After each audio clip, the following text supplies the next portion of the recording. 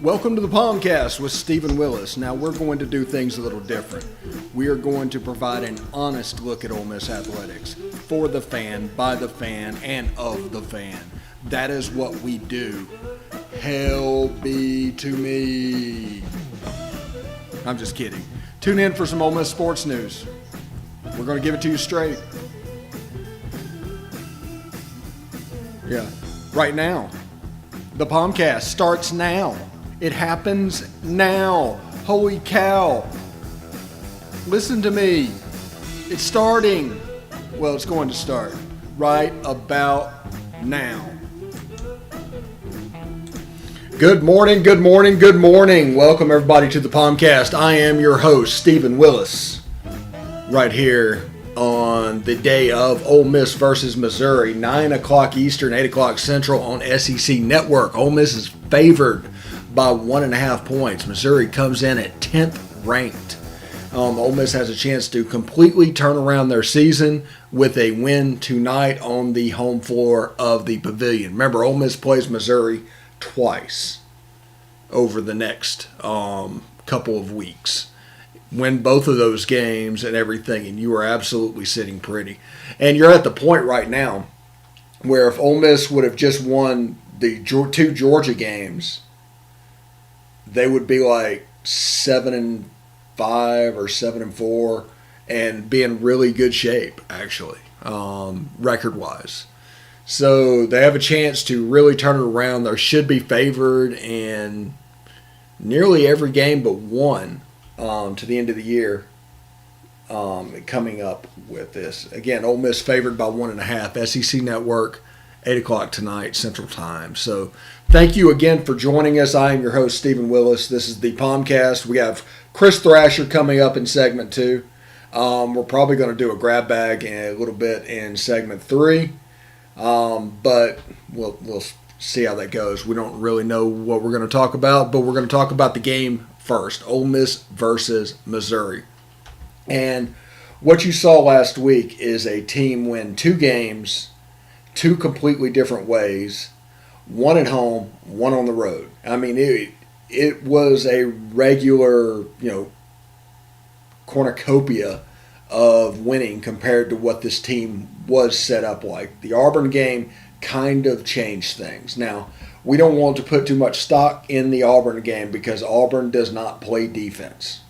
And a team that struggles offensively against a team that struggles defensively, there's a chance that offensive team is going to break through, and that's what we saw. Now, we saw I think a 14-point comeback against Auburn Wednesday night, 11-point comeback against Tennessee. Now, you obviously can't fall behind early in the game and survive. You need to basically handle business and keep it close. But basically, Ole Miss, the last couple of games against Auburn and against Tennessee. Now, it didn't matter how the game was going, but Ole Miss kept it close and chipped away, and they made a run late in the game. They got even, then they started leaving, and they ended up winning the game. Now, Devontae Shuler on a shot at the buzzer that kind of dribbled into trouble and made the shot more difficult than it was. It was a heck of a make. But that was kind of a mirror image of the end of regulation possession where Shuler took a 17-foot jumper and there was no driving at all. I guess they was worried about getting a charge, offensive foul of some kind, but the jump shot went in, which is not something you can say very often for this Ole Miss team. But tonight, you have a Quanzo Martin team coming in with Missouri. They're 10-3 ranked 10th in the country. They've been playing very well. But his hallmark is normally defense. We do well against teams that are hallmarking defensive possessions. You saw that against Tennessee. If we can keep the game low scoring, we have a better chance than if it elevates. Auburn game notwithstanding. I mean, death taxes and beating Auburn in basketball, kind of. That's kind of an Ole Miss basketball thing. But I'd like to see this game in the 60s, preferably in the low 60s. If the defense comes out well, they have a chance. And, Romello White is a problem.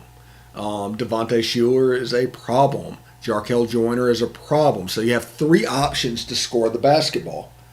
You have 65 points that you're trying to get to. You think your defense is going to be good to keep them below that. If they get above that, all bets are off.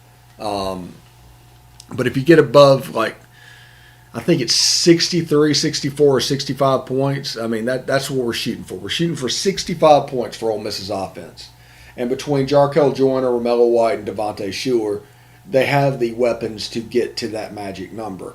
And if they play good defense, they rebound the basketball. If they do not turn the basketball over and play clean, they have more than a shot because of the athletes they have in the game. Basically with Devontae, Jarkel, and Romello. Don't forget about KJ Buffin. He hasn't had a breakthrough game really, or a breakout game this year. He's a type guy that could surprise, go for 10, 15 points tonight. He needs to, and I know we keep saying this every year. This is the third straight year of it. But it seems like I don't watch a game where he doesn't get an offensive foul going to the basket. Now, he's aggressive. He does all this stuff. I mean, you don't want to punish the kid for doing that. But you would prefer it if they had a little bit more body control, a little bit more awareness, and don't put your team in trouble. Now, when you're dealing with a team that's having as much trouble scoring, Auburn game notwithstanding, as Ole Miss is doing, you don't really want to cut off aggressiveness, and you don't really want to cut off attacking the basket. I think you would live with those fouls because of what he can provide. And Romello White just really 30 and 10 last game. Devontae Shuler 26 points. And eventually, this team is going to break through. You can see it, and it's building. If Ole Miss gets hot from the outside, and there's people like Austin Crowley, Matthew Morrell, people like that, making three-point shots, making jumpers, this team is so dangerous. They just really are. Their whole problem is outside shots. There's certain teams that they just don't match up with because they volume shoot outside threes. And then it becomes a 3-for-2 possession, and eventually, if that team is making a certain percentage, you just can't catch up without just playing a perfect game, having turnovers and things like that. And that's a problem we have with a team like Alabama, who completely does the analytics game of layups and threes.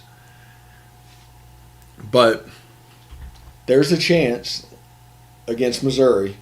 Now, them being highly ranked, they're very, very good. I mean, you just have to be careful. You're going to have to guard. It's going to have to look a lot like the Tennessee game last week. If that happens, you just have a chance to make this drag out. And if Ole Miss was within 5 points in the last 5 minutes, I say take the Rebs. Now, Ole Miss is a 1.5-point favorite against a top 10 team at home. I mean, it's just a weird situation. So if they can pull off and win that game with South Carolina still on the schedule, as weird it is to say, with Kentucky still on the schedule, with Mississippi State still on the schedule, there's a chance for, 7-3,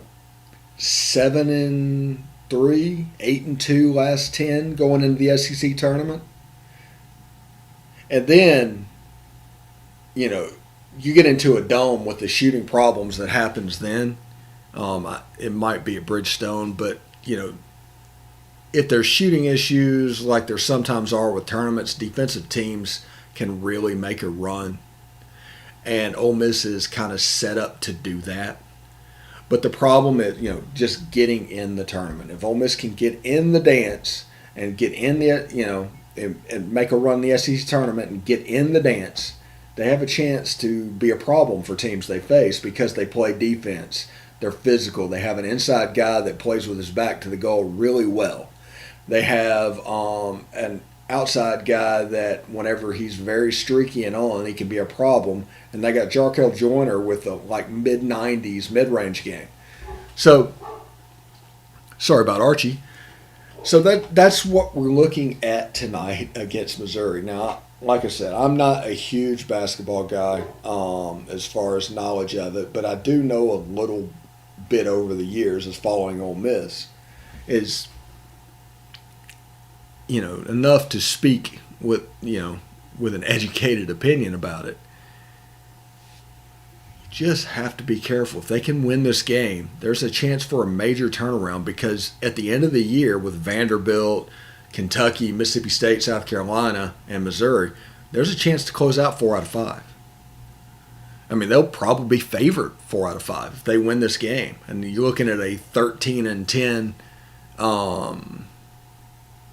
Ole Miss team, and all of a sudden you're looking at a chance to be 10-7 in the conference, 11-6-7 in the conference, and it's a major run, and it's very, very, very valuable. Anyway, we need to take a short break. When we come back, we are going to have Chris Thrasher, and he's going to tell us about all things around Oxford. So basically, just stick around.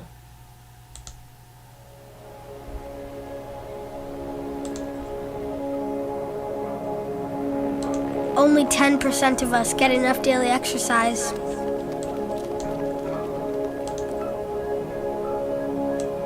And that number is dropping.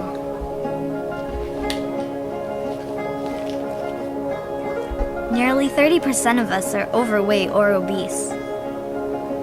We spend 6 hours a day in front of a screen.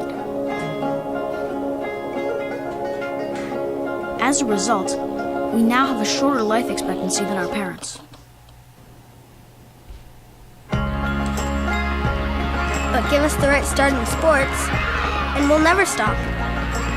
Learn how at active4life.ca.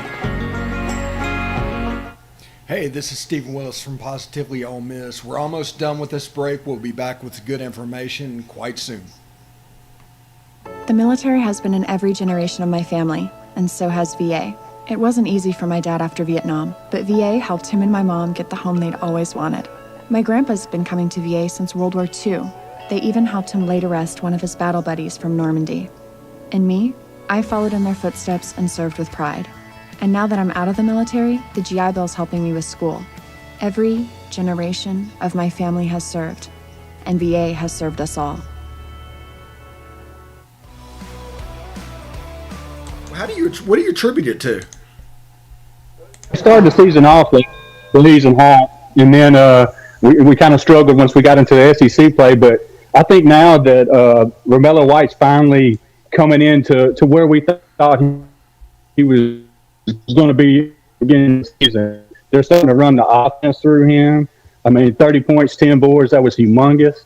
And I think he's kind of added that. I didn't know he had that mid-range jump shot in his game. I thought he was a back you down, hook shot type of guy, but he was knocking those down on a consistent basis. And man, that was the difference in the game. And then he came through big in overtime with those 2 blocks, even though he was in foul trouble. So, I mean, Romello White was definitely the difference in the game. Yes, Ole Miss versus Missouri tonight. Other news going on: Chance Campbell basically committed to Ole Miss. He's a grad transfer from Maryland. It looks like he's 2 years to play grad transfer thanks to the free year thing from the NCAA. It's a pretty big get. Oh, absolutely. I checked him out when we first heard about it, and right off the bat, as soon as I seen him, he looked like that guy who is going to always know where to be on the field and where to tell the other guys to to be, but was he going to be athletic enough to get to those spots? And after watching film on the guy, hey, he's quicker than what he looks like. You know, he's a sideline to sideline type of guy, 6'3", 230, and I think he's a day one starter. Or I don't think Coach Kiffin would have wasted the scholarship on him. So that's just my opinion there. Yeah, it looks like he definitely could be a day one starter. And as you can see in the video highlights coming up on the screen, he's more like he's a sideline to sideline guy. He reminds me a little bit of the guy that got thrown out of the last two championship games for Clemson. I can't remember his last name. Yeah. But this linebacker, we were talking about him earlier today. He's a little bit kind of feverish with the way he plays. He makes a lot of tackles. He's a volume guy. And, I mean, he might be exactly what Ole Miss's defense needs. Yeah, he's. Did you see his offer list? The Ivy League schools is wanting him bad, so that tells you the guy's smart. He's going to have our guys in the right places. He's going to be in the right place. It's just a humongous get, man. He has a high motor. It's like he never stops. So I'm excited about it, man. I can't wait for him to get it. Yeah, it's a big play, and it's also going to improve the level of Lakia Henry and Momo Sanogo and Jacquez Jones and all the returners coming back just out of having to compete for that spot.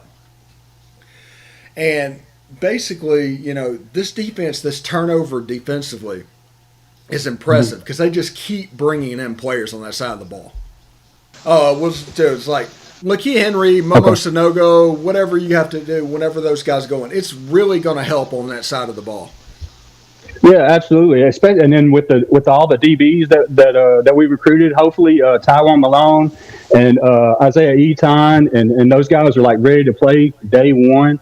And I think, if I'm not mistaken, we have about two places left to fill. And I'm hearing that we're supposed to be getting this tight end, Trey Berry, 6'6", 230 pounds.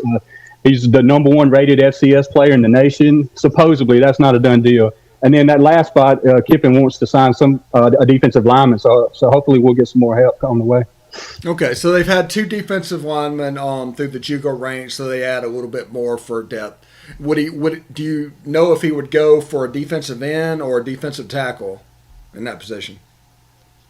I'm hearing he wants somebody coming off the edge. I'm hearing he wants a defensive. He thinks he's got the defensive tackles sewed up with the guys he has now, but he wants a speedy guy coming off the edge. That's what I'm hearing. So, which makes sense. Okay, and the FCX tight end, you said that's not a done deal, but that's basically just to take pressure off of Hudson Wolf.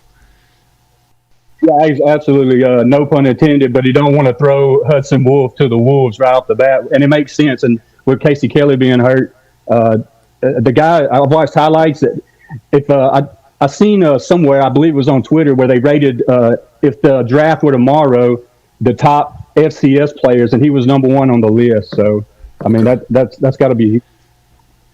Yeah, I can't remember the name of the linebacker at LSU, but they got somebody from North Dakota State. He came in and started for them all year defensively. Now, I know their defense was nothing to write home about, but he was actually a pretty good player. Oh, yeah. I've seen that guy that you're talking about. Anything else coming down the pipe? Well, I got some baseball notes here just from earlier. There's not a whole lot of baseball news going on, but I think they have started play within the team. And there's been no access whatsoever for fans or media, so it's been nothing but having to rely on interviews with Bianco. But he said that the team's hitting like crazy. The power is bleeding over from last season into this season. A couple of COVID things. They're going to COVID test twice a week this season. It's going to be on Wednesday, and then another test on Sunday, and those results should come the next day. And this is a weird one, too. I wrote this one out. Pitchers are going to be allowed to have a damp rag in their pocket this season. And I guess the umpires don't want them licking their hands as much. So I don't know if that's going to last. Yeah, so. And then the last thing, they say John Rice Plumlee is actually fighting for a starting spot there in the outfield. So, Yeah, I saw he hit a home run the other inter squad day. Oh yeah, yeah. I think it was like 400 and something feet, 405 feet. So he's apparently playing pretty well, and he'd be quite a threat on the base paths, especially him and Jerry and Ely. Yeah, and I wouldn't read into this too much, but if he's really serious about playing baseball and starting in the outfield, that kind of tells me that he's looking at moving to that slot position, because I just don't think you could be a quarterback and be a starter, on the baseball team. I just don't think that would work out. Yeah, So, I don't either. I think ideally for him playing both sports, this would be a change that would benefit him. But I mean, you couldn't play quarterback and moonlight in other sports because it's too involved. So yeah, exactly. let's see. We got anyway with Chance Campbell. You can see his highlights playing in the background. Basically, anything you're looking forward to him on campus? What you want to see for him? No chance. Yeah. You talking about? Oh yeah.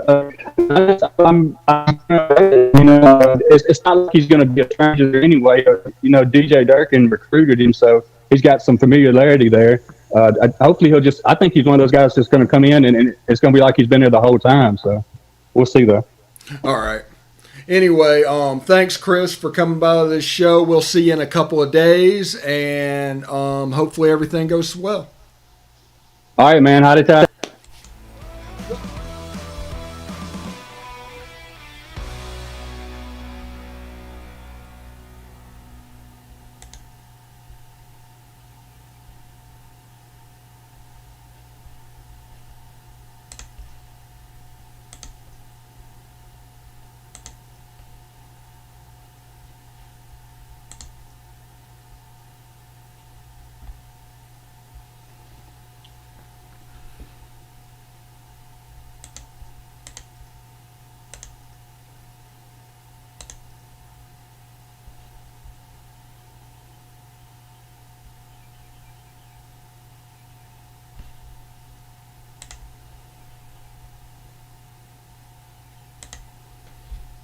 All right, welcome back.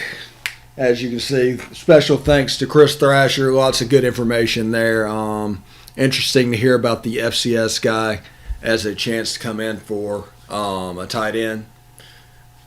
Could be worth seeing, could be worth paying attention to in the near future. Basically, I am pretty excited. He's looking for a defensive end, he said, and that kind of fits that little speed rusher. Hopefully, like Sam Williams and Demon Clowney and all that can fill that void in the future. But he made it sound like he was looking for a Marquise Haynes type player, and I can see where that might lead to in the future. So it's good interview. Well done. We'll have more from Chris on Friday. So 2 days. So we're going to do Wednesday and Friday for him. Next week will be the start of Darby McCraney. He's going to do recruiting. You'll hear from him Tuesday and Thursday, and we still need to find somebody for Monday. But we'll see how that goes. It might be like a special video, special interview, or I could just randomly come on and talk. That could be a review day and a preview day. So who knows? I don't know exactly how I'm going to handle that. So we will see. So, where's that?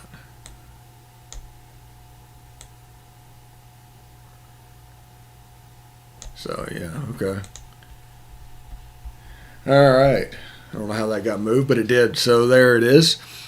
So, Ole Miss, Missouri tonight at 9 o'clock Eastern. Ole Miss has a chance to take a major step forward in men's basketball in a season that many people tried to write them off a few weeks ago. And you can't really blame them for doing that. They had trouble making shots. The part of basketball that's most important, making shots. Chris Thrasher came on and gave you an update of what's going on in baseball and some players that Lane Kiffin are looking for in the future. I think he said a defensive end and maybe an FCS tight end, but that's not set in stone at the moment. But as this moves on, they're going to get more familiar, more embedded in the news, and they can grow their positions. We got between Darby doing recruiting and Chris doing the Oxford correspondent. If anybody else knows of anything that deals with Ole Miss fanhood that they want to take ownership of, let me know. Hit me up on Twitter. Do whatever you have to do. That's the way Darby and Chris reached out to me. It was just over Twitter. It's like, hey, this is what I want to do. How can I help? And now they're just going to run off because I want them to take ownership of it. Now they need to let me know what they're doing so we can kind of talk back and forth, and I can make graphics and such for what they're talking about, or I can find the huddle video for whichever recruit they're talking about. But it's theirs. It's what they want to talk about. They are going to lead the conversation, and they are going to take ownership of that and become, hopefully, a recruiting expert for Darby and an Ole Miss basic reporter for Chris Thrasher. Hopefully this works out and gets to the next level. Here by April and May, I'll be doing this full time. I won't be having to split and moonlight. And so everything should go smoother. I'm also thinking of getting an intern to help run the board and do things like that. So as this grows and more people come in, the product is going to get better. We're going to get ideas on video that we can put on. We are still going to do 3 for the weekend, anatomy of a touchdown, things like that. Reaction videos after big wins. We are going to do that. Now it's going to grow in the future, but we told you it was going to be kind of rough at the beginning. I mean, this is week 2. So we're still learning. We want this to be at a high level, and the best way to do that is to just do it.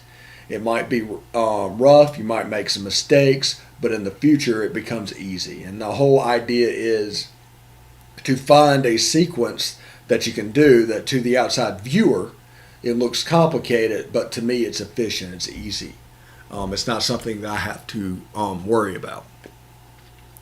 And and just push on, and we're talking to Chris, we're talking to Darby, and after 30 minutes you can listen to a 30-minute show and you got your Ole Miss update for the day.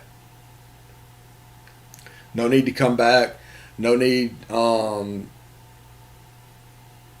come back and check what's going on. It's right here. And if something breaks, something big breaks, we're going to do a little short stream. It might be 5 minutes, it might be 10, but we're going to break it down. The whole purpose of this is that you use as little time as possible to follow Ole Miss sports, which you really enjoy at a high level. We're not going to just drill down on you being anxious. You're not always going to be scared. We're not going to do something where we talk on our podcast for 3 weeks that Matt Corral was going to go pro, ask a press conference question to Lane Kiffin, is Matt Corral going to go pro? And then instantly get a reaction, no, I'm not. So it's about, they were just trying to sell subscriptions. It's the subscriber version of clickbait. So we want to be above that, and we want to cover what needs to be covered and just what needs to be covered. And we're going to take our filler time, the stuff that they do to make you anxious on other sites. We're going to try and dig in to the football aspect. Like the anatomy of a touchdown, the 3 for the weekend, stuff like that. So we're not just wasting your time. I mean, that's what we just have an idea to do. And we all love following Ole Miss football, but it can't be covered in such a negative way. We are positively Ole Miss. Now, that doesn't mean that we're going to take a story and just not deal with it because it's a negative story. That's not what that means. There is a framework. It's like the assignment editor is positively Ole Miss. Again, thank you to Chris Thrasher today for coming on the show. He did a great job. Next week will be Darby McCraney. He's going to talk a little recruiting. I think he's got some defensive line for his debut spot. He's going to hit the defensive line position for Ole Miss for the 2022 class, and we're going to have a lot of good times with that. So basically, I'm Stephen Willis. This is the POMcast, and I thank you so much for watching or listening. And, tune in tomorrow, 11 Eastern, 10 Central for more POMcast every day. And we'll see you then.